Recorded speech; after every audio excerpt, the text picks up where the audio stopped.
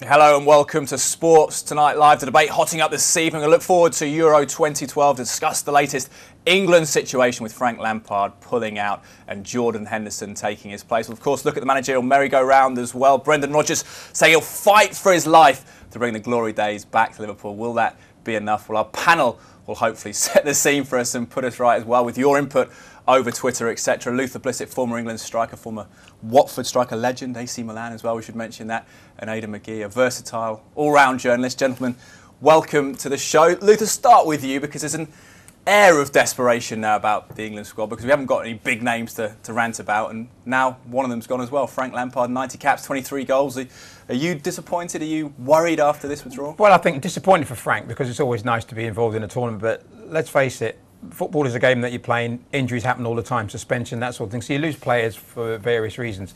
And, you know, we've always been saying, yeah, we've got a great crop of players. You know, we've got this and the other. And yet when we lose one, we complain and whinge in the moment. I find it very, very strange. You know, surely all you do is just slip another player. Frank's been hammered by the press as well, hasn't he, for his lack of... Well, there you go, you know. Yeah, but you want him there because he's there. You can hammer him if he's there. But when he's there, you can't, you see. He finished the season so strongly as well. Yeah. You know, he was absolutely key player in that run. He did, yeah. I mean, yeah, he took over the management. And he played a different role as well, because people did criticise him before, obviously, with the way that Gerrard, but he actually played a holding role for Chelsea in midfield as well. I think he actually proved beyond doubt there that he's the most consistent English midfielder. I'm talking about at domestic level. I mean, he showed such a disciplined performance, not just again in the final, but also in the semis against Barca. I just don't see Steven Gerrard. I can't remember a time when he's ever actually done that. And that's a player who started out as a holding player, don't forget, at Liverpool. Yeah, well, let's talk more in just a second. But let's first of all hear from the some England fans about what they think the absence of Frank Lampard will mean for the team. I think it's a good progressive movement. I'm not bothered about losing Lampard, to be honest. I think Parker would be there, he'll fit the bill well. And yeah, to be honest, I wouldn't have taken Lampard with me anyway, I don't think. It'd be a big loss, especially his goals, but Stevie G will step up to the plate and hopefully we'll do well. He scores about, on average, 20 goals a season, and we don't have anyone else in this country to do so. I feel like Gerrard is just returning to top form, but he's not there yet. So Lampard was our in-form midfielder. Captain Gerrard, he has to step up because he's going to have to be the main man, the one leader that England have to look up to, because England don't have many leadership players in midfield at the moment. He's the only one. So mixed reaction. The guy in the tie not particularly bothered by the loss of Frank Lampard straight off the bat. We have got Jordan Henderson, who can run according to the stats more than any other player, but last season 4 assists, scored twice at Liverpool, playing as a right winger. How do we assess this young man? Is he just there to make up the numbers, or is he going to play a role, Luther? What do you think? Well, if he's going to be in the squad now, he's probably going to play a role, because let's face it, if they're already talking about Scott Parker might be struggling with an injury, they might have to rest him here and there. So there's a chance he's going to get a game. But yeah, we have got other players really that can go and sit in that midfield area. So I don't really see what the fuss is, to be fair. I really don't. He's never really impressed me. I mean, he didn't impress me at Sunderland. He was one of those group of players. Jack Rodwell's one of them. You know, he's been talked about for so long. Yeah. But there comes a point where they actually have to do something. I couldn't even tell you what Jordan Henderson's best position is. The idea that it's not right wing, judging by last season at Liverpool anyway. Well, but then, you know, Luther says he could fill in for Scott Parker. I just don't see how he can do that role. He doesn't. You need a bit of physical presence. Well, you made a point, because there's a lot of people out there on the Twitterverse panicking and saying, well, you know, we need to bring, you know, Beckham back, Scholes back. Someone can have a word with Michael Carrick and say, all's forgiven, you will start every game. But there's also a point, there are players in there that can actually switch, maybe aren't sort of central midfield players by trade, but Milner, yeah, and you're a big fan of Phil Jones as well. Yeah, Phil Jones, I think, can give you. He's one of those players who can give you 8 out of 10 on probably in about 3 or 4 different positions. Yeah, I mean, obviously, I knew him at Blackburn, watched him there, outstanding. Big Sam told me ages ago that he was going to be. You know, I remember there was an argument going on in the summer of 2010 about whether he was going to take part for the England under-19s, and he said, well, he's not going to be there anyway because we've been told he's going to be in the full squad in the autumn, and he was right. James Milner, his last season at Aston Villa, I mean, it was only 2 years ago. Martin O'Neill actually said, I could see him playing central. I could see him being Roy Keane. He's been forced out wide as well, hasn't he? Well, he has. When he plays at City. Yeah, exactly. I just think there seems to be some managers now who think, right, if you can't find, if the area is if the midfield area is a little bit congested, if a player can run, shunt him out wide, and he'll get crosses in. It's not as simple as that. Yeah. Well, I think they do it because wanting to keep the shape, especially at the back. So you want your fullbacks to get forward at the right time for you. So yeah, you get somebody up there that can get up and down. It's almost like a wing back role you're using them in that sort of position. I mean, I've seen him to do that. I've seen him play wing back as well. Milner. He can play so many players. I mean, obviously, wing back won't be important in this tournament, but I've seen him play full back. I think another versatile player. I think he could do well. If you give these guys a little bit of responsibility, and he's fresh as well, isn't he? He hasn't played many minutes, so that's a good point. Yeah. I just think talking of fresh, I just think this England squad, for the first time in years, has a look of a little bit of freshness about it. We might be forced into this position. But I think now, having slagged them off ritually week by week for the last 2 years, the lack of hype's brilliant. The lack of hype is brilliant. Yeah, I just think maybe I'm just probably more optimistic than I've been for at least a week. We want to hear from the fans as well tonight. At Sports Tonight TV is our Twitter address, and Aidan will be keeping an eye on that as well. We've got a Skype guest as well, an England fan. We're going to kick it off and see what the reaction here. Also a Tottenham fan, David Don, joins us over the line. David, good evening to you. Are you well, sir? Are you feeling optimistic after everything we've seen from England and the squad announcements, the changes in the team? I kind of agree with the look of freshness that England have got. I said a little while ago that I felt that Gerrard and the like international tournaments now for the best part of 8 years with no success. Yep. So it's good to see a bit of change. Off the back of the World Cup, I mean, I had no optimism going into that one. Optimism going into this, probably actually maybe a bit more than I had this time a week ago when I saw this squad. Then I realised it. Okay, David, we've got a couple of technical issues there. We'll come back to you and join you in just a second. So a feeling of optimism around England. Certainly the bookmakers traditionally have made a lot of money out of them going into tournaments, Luther. Where do you assess their chances in terms of favourites? We know that Spain are the big ones, and then you've got Germany second, then probably Netherlands, and then there's France and England in that run. Do England deserve to be there? And again, you don't overlook the Italians either. Everybody always forgets despite the Italians, their crisis. and they, when it comes to their football, they just keep playing, don't they? Because they always believe they can do well.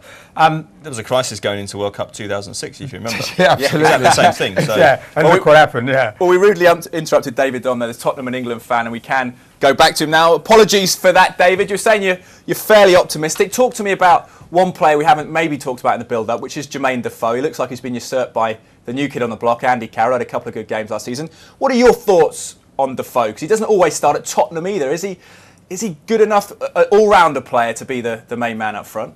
I think he's probably the most natural English finisher that there is. I think that even putting Wayne Rooney and Darren Bent into that mix, who obviously have been scoring goals for years. The best thing about Defoe is that as soon as he's got the ball, wherever he is on the pitch, it's how far am I from goal? Is he good enough? I felt he was unlucky at Spurs this season, that Adebayor and Van der Vaart were just so good for such a large part of the season. Is Defoe good enough for England? The answer is yes. Because when he starts for England, he does normally score. It's just a question of, can he get a run in the England side? He's not had a consistent run in the England team. He's never had a consistent partner up front either. Consistency with Defoe, particularly at Tottenham, has been such a problem of his. He's never really got the run in the team that perhaps he's deserved, and he's always been in and out, and there's always been players that have been favoured ahead of him. So I'm pleased that Defoe's in there, and I'm pleased he gets a chance. I think this might be his last chance in a major tournament, because I think Danny Sturridge in 2 years' time is going to completely take his spot. Yeah, he's 30, isn't he? I think in October, Defoe. So he's coming towards his peak time, really, as a player. Can he play with Wayne Rooney? Can he play with Andy Carroll? Do you see him complementing both those players potentially? He's never really worked well with Rooney in the past. I think he might work well. He might work well alongside Andy Carroll. Defoe does play well with a big man, because he does like to play off the shoulder a bit. Like Crouch. And he did that with Crouch very well. He linked up brilliantly with Berbatov when he was at the club, and Mido as well at Spurs. I remember very well. Back in the mid-noughties. So you know what Defoe's like. You play to his strengths really, and you've got to play him alongside a big man. You play him with a Wayne Rooney. It's like playing him with Van der Vaart. It didn't quite work. So you give Defoe a run alongside Andy Carroll, providing Carroll plays well and is he's got his consistency as well. Then why not? And I think Defoe could be a big part of this tournament. Remember, he came in at the World Cup and he scored against Slovenia, I think it was. So give Defoe a chance in these games, and I think he might surprise a few people. David, I think Andy Carroll will be more effective alongside Defoe than he would be alongside Ashley Young. Would you go along with that? Yeah, but I think Ashley Young's best position would be out on the wing. Me too, Not necessarily playing just off the front, man. He's great. He's a very versatile player, Ashley Young. But whenever he's played through the middle for Manchester United, and I felt this at Villa, is that he's better off on the wing. His pace frightens the life out of fullbacks, and he's fighting some of the best fullbacks in Europe at times. Good goal scoring record though, isn't he? 6 in 9 for England, 4 in the last 4. Yeah, and I think that's all come from playing on the wing. Well, if I'm not mistaken. Well, David, good to have your thoughts, sir, and which hopefully your optimism is is well held and will do well at the tournament with England. Good to have you on. Of course, from Tottenham perspective as well, Ledley King being released today is a big news. But David, we'll catch up with you in the future, my friend. Thanks, David. Cheers, David. Let's talk about the game at hand then, Wembley against Belgium. And a star-studded Belgium lineup with lots of Fellaini, Company, Eden Hazard. Might be struggling Chelsea. Company, mightn't he? Company's got a calf issue. Yeah, so he might not play. But I imagine he'll want to play, wouldn't he? How does Roy Hodgson approach this game with the injuries that are there? We understand Parker and Gerrard will start in centre midfield. He's confirmed he's got to at some stage look at the team that he wants to start with against France, the first game. He's got to at some stage look at that team. So I think he'll start with pretty much that team tomorrow. Would you wrap Gerrard in cotton wool? Would you play him if it was you, Aidan? Yeah, I would, because he needs practice. Yeah. He needs to. You can't have him go into the France game kind of just rusty. And he's had a bitty season as well, hasn't he? He's had a bitty 5 years, if I'm perfectly honest. But I mean, I think, but he's still got that quality. He can still perform brilliantly for England if he has a support network around him. Some players are very, very good when they've got those players around him. I think he hasn't had that. One thing this Lampard thing has done is sort out that conundrum. It's forced us in a position where we have to choose one or another. But is he the same attacking player as he was, Gerrard? Is he more of a holding midfielder now, just by virtue of age? Getting on for 32 years. I think what he's got to do now at the ages, and I mean, he should have been doing this. I think when he played for England from whenever, anyway. I think you've got to choose the time when you make your runs forward rather than just want to go every time. Yeah. Because if you want to go every time, the defenders and people soon pick that up, and they think, here he comes again. They can pick him off when he goes. But when you choose, you remember Brian Robson when he used to just make the runs in the box. David Platt potentially. Exactly. They would arrive in the box, and people think, where do they come from? Yeah. That is because they don't continue to keep going again and again and again and again, and when people expect it, you pick your moment and you get a blind side, when they go in, and I think that now it'd be an ideal thing for Steven Gerrard to get that into his game, because I was very pleased what he did against Norway in that midfield. He got the ball and he played other people in, and he looked to support more rather than wanting to Hollywood pass, wanting to get the other end of it himself. Well, it's interesting, isn't it? Because remember, we've got England coming up against France, first game of the tournament, a team that isn't beaten in 20 games, so it's a tough test for them against Belgium Saturday night, looking to get something out of it. Let's see what the fans are hoping to get out of it. These are some supporters we talked to outside of Wembley a little earlier. I think we're going to do pretty well. I think we've got a very good chance. It's going to be a good sort of proof, really, isn't it, of whether we're going to do well or not. I reckon we have a good chance if we play the right football at the right pace. I believe if we try the long ball effect, it wouldn't work, because they've got two quality centre-backs. And I think the danger man is Hazard. I think they'll do quite well. Their main man, I think, for me, is Ashley Young, playing in the attacking midfield role. Our centre-backs are enough, can do a good job, but it's the midfield where I think we're going to lose the battle. Looking at the training session I've just seen, I think they'll win quite comfortably. Yeah, I'm hoping to see some changes. I think it's going to be interesting to see a sort of shake-up there, really, and see if we can do pretty well. So the fans' interest to see what happens against Belgium Saturday night. Coming up, we'll analyse this team, packed full of Premier League players, as we say. We'll look ahead, get the betting odds on the game as well, and still hoping to hear from your good self. Back in a few moments' time.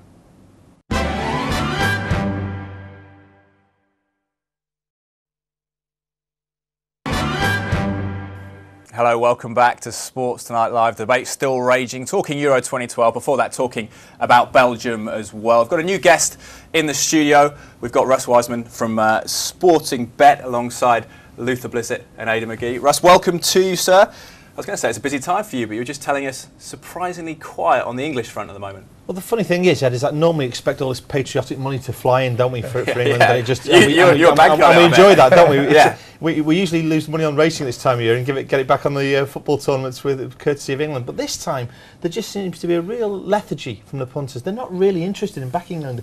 And this is the first tournament I can remember, it's sort of at the last six or seven, where the punters aren't really excited about England. They're not sure, though, are they? They're not sure what's going to happen, are they? There's a bit of uncertainty going on. They've only lost 4 in 25, England. So it is a surprising statistic, but I suppose it's the Roy Hodgson parachute in and things like that, lack of expectation. There's a few elements to it, aren't there? But I mean, obviously, you look at Spain and Germany; they look so far clear of the rest in terms of the form book and general kind of class and quality. But 11-1 England at the moment. We were 14-1 at one stage, into 10-1. They've been as short as 8-1. So if you think about it, really, they've kind of settled this 10-11-1 mark. I think they're a fairly good price, and it does look a very eminently qualifiable group, doesn't it? With this, only France really in there with a shout. Or you could argue that Ukraine and Sweden perhaps could get the better of England as well. In most tournaments, Ukraine I don't think would pose a major problem, but they're the hosts, so you can never. Yeah. And in tomorrow's game as well, where do you see England in terms of that one at home, so against the Belgian side, this is a dubbed for greatness? Yeah, absolutely. This is a fascinating game, actually, because obviously they've played against Norway, they've done the business there 1-0. England tend to win their games in pretty close affairs. The last 4 victories they've had in any international have all been by a solitary goal, 1-0. But this is a Belgian side that I think most casual fans, when they watch the game, they probably think Belgium no good at all. But when they see this team take the field, some quality out there.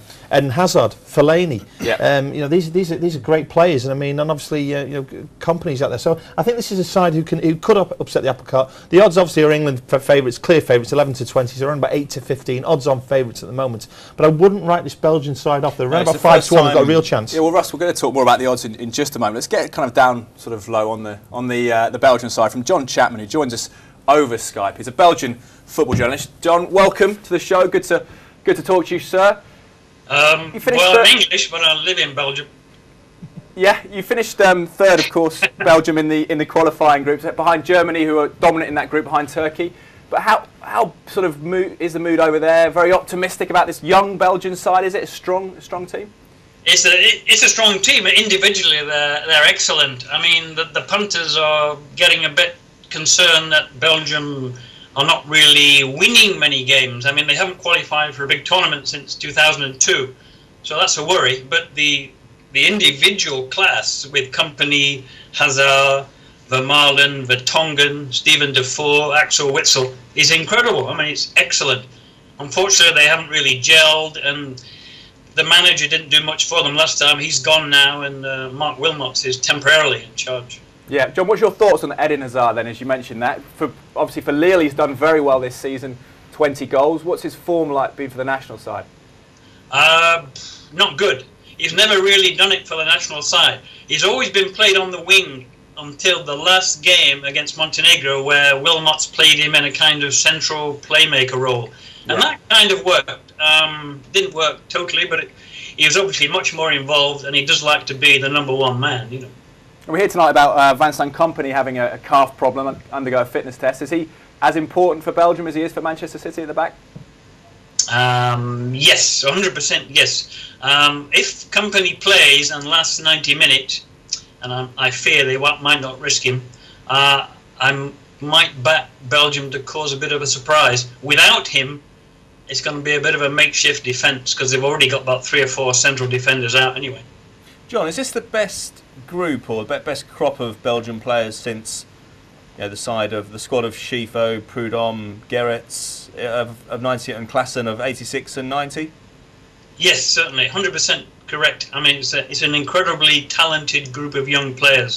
One hopes that they can qualify for Brazil. That's the big aim.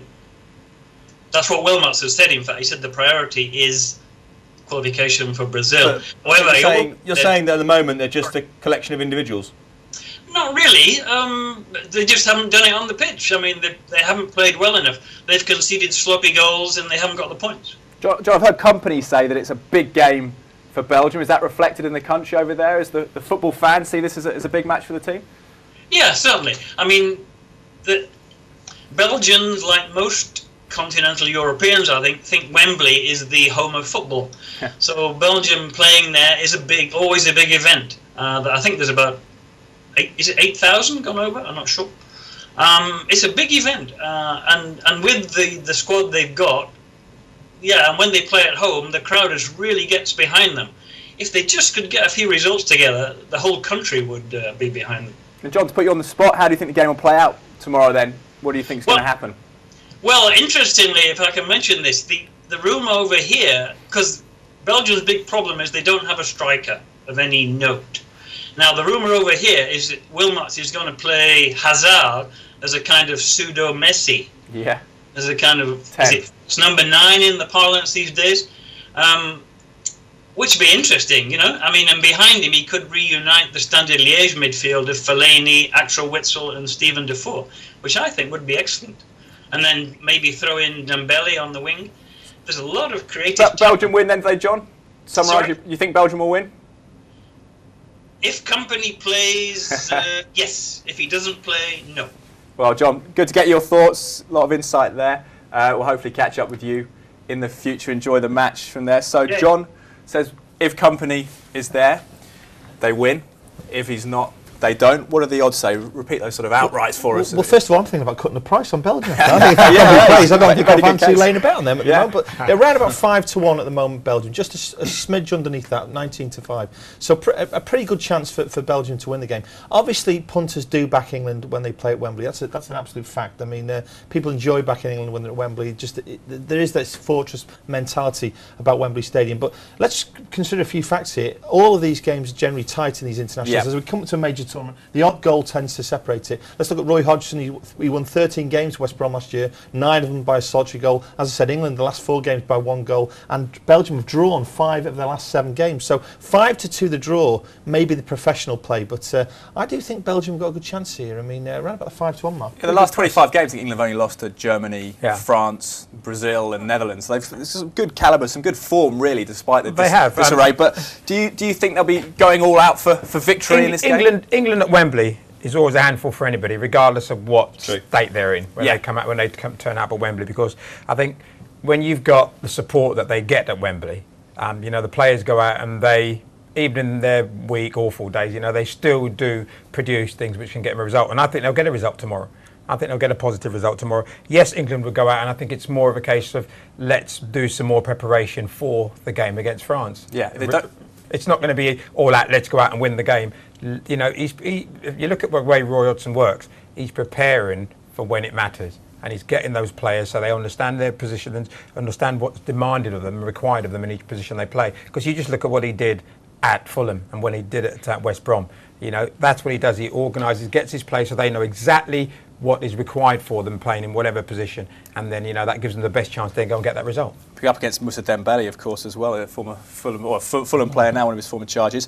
What about type of game? What are you expecting? Because we saw a very low-scoring game, and also obviously the 1 goal from Ashley Young and England, tight ship under Roy Hodgson that Luther's talking about. So presumably under goals. Well, I think that's a natural play now for any punter now. As you come to this major tournament, I think it's based on tactics. It's based on keeping things tight. If you want to be a trader, and I think the shrewd money will be for the under 2.5. It's 10-11 at the moment, 4-5 for the overs. But Belgium are a very attacking side, and the best play they've ever put together really is when they're very offensive. But I'm an unders guy. I have to say, I think under 10-11 at the moment, heading into the tournament, where I think first goal always is crucial in these games. I think that's the safe play. Let's talk first scorers. We talked about the Belgium talent already with John Chapman. What about the English talent on offer? Who's favourite there? Because presumably are you expecting Andy Carroll to start up front again, lead the line? Well, we are. I mean, it's a very difficult one to call, isn't it? Because you have to price up pretty much everybody along the line there. I mean, and Carroll's trading around about 4-1. Rooney's the likes of Rooney 7-2. I mean, these are obviously the players that people they want to be with them. But I mean, why don't we look at the other list there? I mean, you're looking at the likes of Hazard at 12-1. I mean, that's going to be a very fashionable bet tomorrow. This is a guy who's been in the news all week. Well, if he's playing in the way that John expects him to play, if he's going to be leading the line. I mean, I was very surprised that he said that they don't have a striker. I mean, what about Lukaku? I mean, is he? He's been talking about going on loan. He's been talking about going out on loan. I mean, but I think if Hazard plays that advanced role, I think that 12-1 looks very good. Yeah, that's a big price. But all of the Belgian players will be the value here. The England players will be naturally kind of suppressed to be a tight price. We're talking about Jermaine Defoe as well. Yeah. Off air, you rate him highly as I do. Yeah, but possibly tomorrow to nick a goal because of the stage. Is he likely to start though tomorrow? Off the bench any time, maybe. I mean, for me, you look in the goal because Rooney. I think Rooney will start. Rooney will definitely start tomorrow. I think he'll start Rooney with the big man up front. But from a betting angle, I think you've made a good point there, Ed. I mean, Defoe, wonderful record coming on. He has, if the first goal is scored when he's on the bench, obviously you'll get your money back. If he comes on, 5-1 might be a big price. Fantastic in the last 15 minutes for Spurs. And he's terrible when he starts, generally, but when he comes on for those 15 minutes, he is golden. He's used to it from Tottenham, isn't he, to be fair to the lad? He knows he's got a very small window to get his performance in. It's definitely good for the minutes. Russ, in terms of correct score, presume you're looking at 1-0, are you, as a big favourite? 1-0, 2-1, always massive runners at Wembley. 11-2 for the 1-0, 7-1 for the 2-1. Always think they're likely scorelines. I just have a feeling this time that if we're saying the draw is the professional bargain, 1-1 comes into play. But I just think 2-2 at 16-1. If Belgium do play an exciting game, you've got some sort of hedge then against this under 2.5, which I've obviously touted up earlier on. But I do think that Belgium could be quite offensive in the game. Obviously, 1-0 or 2-1 would be a desperate result for me at Sporting. And you could look at the half-time scores as well, can't you? So I suppose you could predict a draw at half-time and possibly of course go you could, yeah. I mean, and the double result is always a fascinating one. If you thought Belgium would be leading at half-time, for example, England go on to win the game, that's 25-1. That's a big price. I mean, and again, if people weren't so keen on backing England at odds-on, they can back England half-time, full-time 11-10, which is actually a little bit more attractive. And if you think that Luther has probably called it right and England will do the business, that's probably the safer play there for England. But this is a fascinating game, great prep match for England. Yeah. I think we'll learn quite a lot here. I don't think they can afford to play this as a friendly. We need to start seeing some tactics now. And I know the guys here are saying that Roy's getting stuff together, but we need to see some evidence on the field now. And that 11-1 could go if England put in an impressive 2 or 3-0 win. Tell you what, that 11-1 could become 50-1 if they get thrashed 5-0 as well. That's time England fans. That ain't going to happen. That's not going to happen. Russ Wiseman, it's been fantastic to have you. Thank you for your time. We'll be back in just a moment's time. Continue discussion. We'll look at the managerial merry-go-round. Brendan Rodgers in at Liverpool. What can he achieve? And more importantly, who's going to fill the now vacant positions all around the country? Back in a few moments.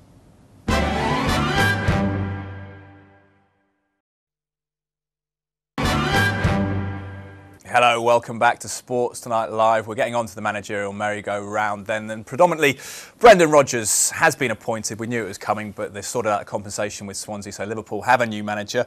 Luther Blissett, your thoughts on this man who says he's been around for 20 years despite relatively little time in the limelight? He has, yeah. And I mean, the biggest thing about him is that I've heard today, I think it was, that somebody's sort of spoken to the special one, and the special one's supposed to say no, that he's also a special one as well, that Brendan Rodgers is a special one as well, because he obviously worked under him assistant for a little while, didn't he, at Chelsea.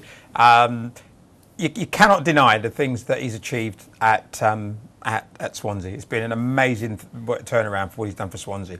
And my thing about it, yes, he wants to do that at Liverpool, but will those big name players that they have at Liverpool take on board the things that he wants them to do if they're going to achieve it? Here he is with Kenny Dalglish, and it was rare to see Kenny smiling last season, so this was a kind of unique snapshot. Kenny was actually saying to him, saying, I'm going to get your job next year, son. It's worth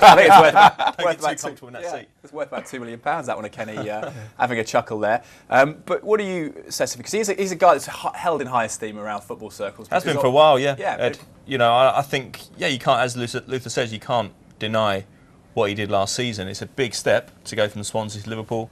I suppose Roy Hodgson going from Fulham to Liverpool was quite similar 2 seasons ago, but Hodgson had a great deal of experience internationally around Europe, everywhere, that he took into the job. That didn't work. More turmoil at the club at that point, wasn't there? Yeah, there was, absolutely. I mean, with the way Benitez left, etc. But I mean, it's quite bad this time. But I just have a feeling that he can maybe handle it.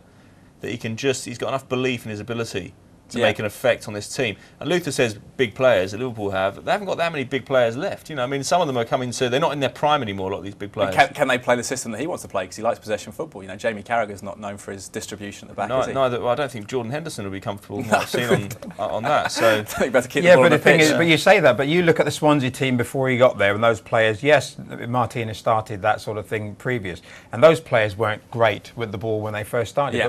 But when the manager insists on you do it day in, day out, day out. Exactly. You start to feel comfortable with it, because the thing is, what makes you uncomfortable is not knowing what to do with the ball when you get it. And once you do that, he lets them make mistakes as well, doesn't he? Like Barcelona. Well, let's hear from the man himself, because he was very impressive at his press conference today in the Anfield Trophy Room, and this is what he had to say.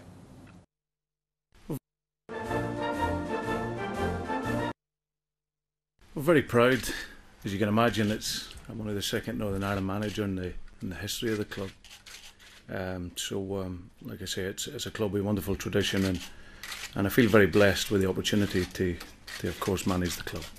I've always said that if I left Swansea City, it would be for a top club, but I would have to be that number one choice, and at that time maybe I was in a process, so I was happy at Swansea. I wasn't crying to leave, but obviously when Liverpool came back in the second time and said I was the number one choice, then of course you have to think seriously about it. And I spoke with the chairman, Hugh Jenkins, who's a fantastic man.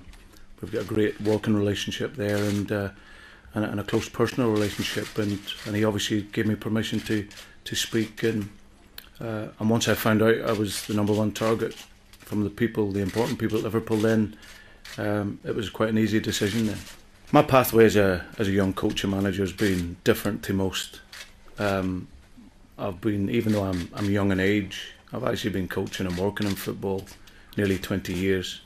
I think what really helped me, obviously I had 4.5 fantastic years at Chelsea Football Club where I had the experience of working with big players, and like I say, I think the age thing, you know, I look at Kenny Dalglish.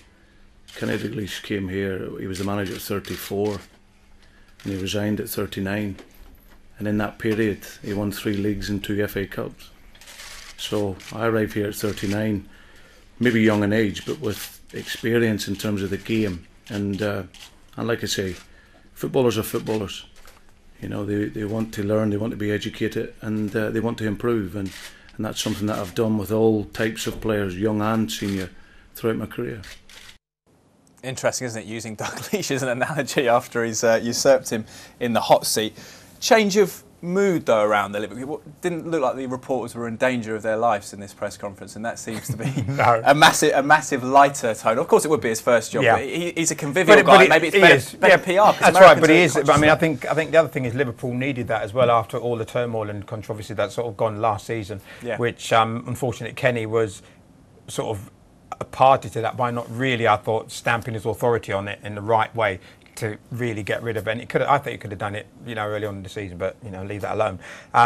So he's coming in, and yes, you know, press conferences are going to be far more. It'll be easier for the media now to actually get things out of him because he's quite happy to talk about them. Whether that's going to be the case if things aren't quite going right half a dozen or so games into the season, we'll have to wait and see. But I think as long as the players are showing signs that they are picking up on the things that he wants them to do, and there are enough positive things in there, they won't have a problem. You know, I don't think there'll be a problem at all. And hopefully what he says about coaching and being around top players, you know, he can carry that through and it'll be fine. Very interesting how it's played out, isn't it, Aidan, from a journalistic perspective? Because, of course, there was a statement saying Brendan Rodgers wasn't interested in speaking to Liverpool. There's a courtship of Roberto Martinez, or apparent courtship. I think I know what happened. And then they went to him and said, well, actually, you are number one, because he didn't want to go down that route, which has given him a great deal of power. I spoke to someone quite close to him about 2 weeks ago, and he said that he was always interested in the Liverpool job. He didn't want to be part of the 6 because, obviously, if you're one of 6, there's a 5 in 6 chance you won't get the job. He would then have to go back to Swansea with a tail between his legs, with the supporters there having worshipped him for the last 2 years, knowing that he'd been kind of fraternising with Liverpool. So it was a very smart move. He's got total control, no director above him now as well. Yeah, exactly. Well, I mean, you know, that's one thing Dalglish didn't have. You know, he had people working behind him. You never quite know which direction they're pulling in, especially someone as political as Damien Comolli. But I think now, I don't know, I think he came across very, very well today. I think he set a really good tone. The thing about Dalglish, 20 years ago when he's manager of Liverpool, he could control the media. There were only about 3 or 4 people in the room. Yeah. You know, 20 years on, he came back, he wasn't able to do that. And that's one of the reasons that he got very frustrated with that, I think. And that kind of transmitted itself to the players and the fans. Quick thought on his target next season. What does he need to do? Finish top 6? Is that realistic, or is that the best? He's got to get to Europe, isn't he? Yeah. He's got to get into Europe, whether it be the UEFA Cup or the Champions League. Champions League preferably. But will he get the money to get the players that will give him the opportunity to do so? I'll tell you what, we'll get Russ Wiseman back and give you good odds for that, I'm sure, as well, if you think they're going to get there. Well, let's talk about the Paul Lambert situation as well. Seemingly walked out on Norwich City. Your reaction to that? Because with Brendan Rodgers going from Swansea, it's a bit sad, isn't it? Because it was a fairy tale for these teams to come up and do so well. But also it was expected whenever, it's no different if a player does very well in his first season in the Premier League and he's done really well, there'll be lots of clubs after him. And it's no different to a young manager as well, especially with what they've done in their track record leading up to that. You know, to get that opportunity to go to a big club and actually be able to apply their trade, I think is quite right too, because tend to look abroad too much for me for managers. So I think that's great. But Paul Lambert, when this one come about, you know, little things you hear, again, you know, that things aren't quite right, you know, he can't get the people he wants, the players that he wants for next season, this and the other. Well, Grant Holt said that he's come out on Twitter today and said that he's had a disagreement with the board. Absolutely, yeah. He's put his transfer request in already. Did it last week or the week before, didn't he? Put a transfer request in, I believe. So, you know, things are already beginning to go the wrong way there. And so an opportunity now to go and ply your trade somewhere else,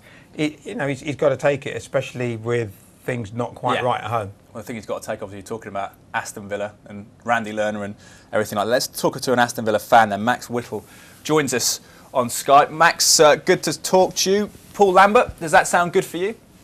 Yeah, absolutely. I think we had 3 main candidates in Lambert, Martinez and Rodgers, and now that the other 2 have disappeared, it seems, Lambert was the fans' favourite, I think, before the end of the season. So that was definitely what we needed, because the fans, as we know, basically pushed McLeish out, and now that you've got Lambert, a manager that we want. I think he's young, he's got good ideas, and I think he's more than just a Route 1 player. I mean, Rodgers and Martinez, very much passing styles, whereas Lambert plays good football, but he also has a plan B. I think he's got a good defensive scheme, and hopefully gets some of the good football that Villa fans deserve, I think. Max, don't want to be negative or cynical, but does it matter who's the manager at the moment with Randy Lerner as the owner? What are your thoughts on the American in charge? Yeah, I think he was a bit insulted that a lot of people were saying he's less interested last season, but I think he's giving Lambert 20 million to spend in the summer, and obviously Lambert can go back for his own players like Grant Holt, who you mentioned there's put in a request, so yeah, I don't really mind. I think it was necessary that we got a young manager in. I think that was the criteria that the board put in, that we get a young manager with bright ideas, and as you saw probably before, that we were trying to get Ole Gunnar Solskjaer. That fell through, but certainly I think we got the right man, because McLeish and Houllier, as you can tell, didn't work out. Yeah, you brought more players through the academy, haven't you, than any other club in the Premier League. Fantastic record there. What are the ambitions then? We talked about Liverpool's ambitions realistically for next season. Where the Villa, is it staying up? Is that offensive to say that, or is it top 10? What do you think? I'd say league position this season was not really true of what we can achieve, but we're looking at Martin O'Neill days are long gone. I think top half will be a good and realistic as well opportunity to get. But we certainly don't want to be mixing with the relegation teams next season, because that'll be a massive disappointment. I think Lambert's got to come in now. He's got a few months to buy some players. We've got a lot of players off the wage bill like Heskey and Cuellar who are really sitting around this season. So it'll be interesting to see who goes out and buys. But I think top half, Europe for now is gone. I think that was under Martin O'Neill. We were trying to get top 4, so the resources are there, but not anymore. Fair enough, Max. Well, good to talk to you. Wish you the best of luck next season. Hopefully that £20 million is spent wisely. And we'll catch up with you in the future, no doubt. Quick word, Luther, on Villa then. £20 million, is that enough to get them into a decent top half side? Well, you're looking at Aston Villa, that's a lot of money at Aston Villa. You know, if you're talking about your Man U and people like that wouldn't be enough to sort of the calibre of players they'd need to bring in. But at Aston Villa, you're talking Grant Holt, what's he going to cost them? Maybe about £5-6 million? You know, isn't he 31? Yeah, he is. So I think he could be. He scores goals. He scores goals, and there's a premium on players who score goals. Yeah. The fact that he scores goals matters more than the age now. 15 Premier League goals last season. I'm not sure what his contract situation is at the moment. Do you think? Do you sense there'll be a turnaround? Paul Lambert, can he pull it off at Villa? Because there's a lot of players gone out the door in the last few years, isn't there? Yeah, a massive rebuilding job. I'm not sure it's massive. I'm not sure right now. I mean, that squad from last season, if they played different tactics and had a different mindset and a bit more positivity around the club, would have finished 6 or 7 places higher up the league. I think if he goes in there, even if he brings 2 players, it can make all the difference. Because he's still got quality there. Shea Given's a good keeper. Darren Bent's up front. I think, I don't think they're that Who he brings in is so crucial. That will actually lift the place and give people real belief that they can do better than they did last year. And Lambert deserves his chance as well, because everyone says, OK, loyalty, maybe you should owe it to Norwich. But I mean, if he'd not done a good job at Norwich, he'd have been out the door in a flash. Three years he'd been there as well. Yeah, and every manager would get fired, wouldn't they, as well? He's brought them from League One up to the Premier League, so you can't complain too much. Right, that's it for the managerial merry-go-round for now. I'm sure we'll touch on it again in future nights. But after this short break, we're going to return to Euro 2012, getting the view from the continent about the tournament with our Italian correspondent, Tancredi Palmieri. Back in a few moments' time.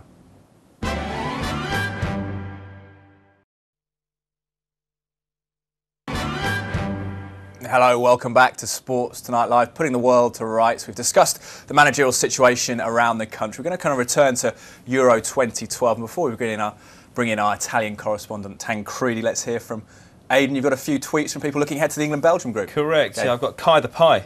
He says it'll be a fingers crossed game, and by fingers crossed he means that no more of the squad pick up injuries. Let's have a look. What else we've got? We've got. Oh, sorry, I made a mistake here on the. Yeah, sorry. L Morgan 21 says it's a game where England will face a stern test. Surprised the Belgians didn't qualify. They have a strong starting 11 and Hazard. We've also got Ollie Salt, who says it'll be a much bigger test than Norway, and it'll be very interesting to see the selection with the Chelsea players returning. so much caution and realistic optimism about the England fans Isn't at the moment, isn't there? Yeah, fantastic? It's very refreshing. Shouldn't be surprised. I've let us down so many times. The amount of cut price. But you say that, but it's been how long has this been going on? Since '66, it says. Well, no, they don't. That's not true. No, 77. Yeah, 70 was good. Euro 96 was good. 96. Yeah, and I just think they perform once in a generation just to get their hopes up. And I bought so many barbecues from the supermarket. Other people have got bigger problems in England at the moment as well, and namely Italy. And let's bring in someone who's never got a problem. He's always got a happy face, despite the disaster currently afflicting Italian football. It's Tancredi Palmieri, journalist extraordinaire and linguist extraordinaire. He's going to speak English for us this evening. Tancredi, good to talk to you, sir. Tell us about Italy. We understand the Italian Prime Minister, Mario Monti, wants football to be suspended. Is there a danger that the match-fixing allegations could cause Italy not to play at the European Championships?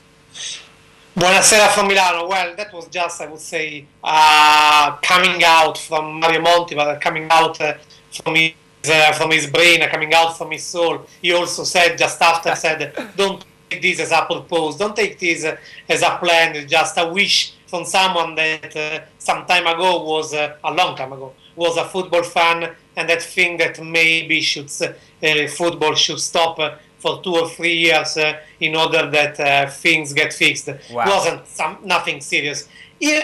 As today wasn't serious what the Italian manager, Cesare Prandelli, said when he said, guys, if it's a problem, if you think that for football could be better, we are even ready to withdraw from Euro 2012, because seemed, but then was not confirmed, that also Gigi Buffon, the Italy captain, could be involved in some investigation, something like that. Then at the end of the day, seemed that actually was something old, that wasn't nothing particular, no evidence.